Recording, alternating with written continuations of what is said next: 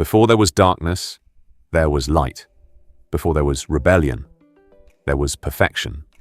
And before he became the ruler of hell, Lucifer was something else entirely. He was the most beautiful, the most powerful, the most trusted. But his story isn't just about evil. It's about pride, ambition, and a fall that changed everything.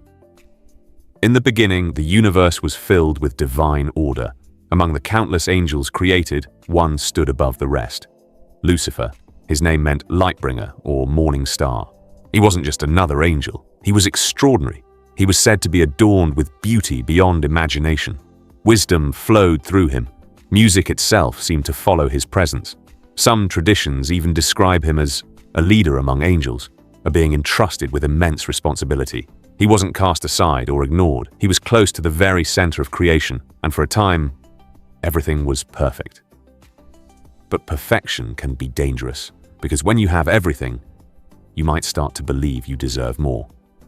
Lucifer began to look at himself differently, not as a servant, but as something greater. He saw his beauty, his power, his influence, and a question began to grow in his mind.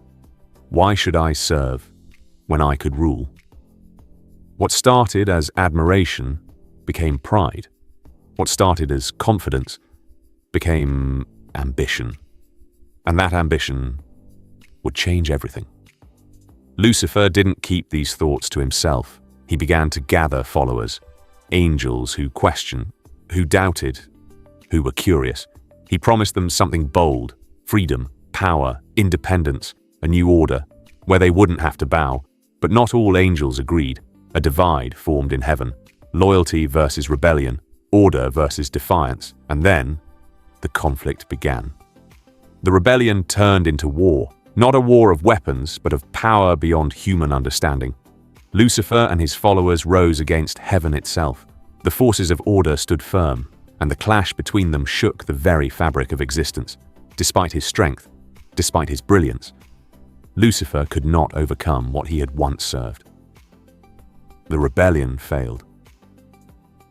And then came the fall. Stripped of his place, his power, his purpose, Lucifer was cast down from the highest heights to the deepest abyss. The light that once defined him faded, and in its place, something else took hold. The Lightbringer became the adversary. Lucifer didn't disappear. He became something new, a symbol of rebellion, a force of opposition, a ruler of a fallen domain. Some see him as pure evil, others as a tragic figure, a being who fell not because he was weak, but because he wanted too much.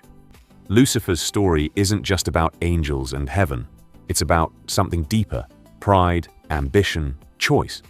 Because sometimes, the line between light and darkness is thinner than we think. And sometimes, the greatest fall begins at the very top.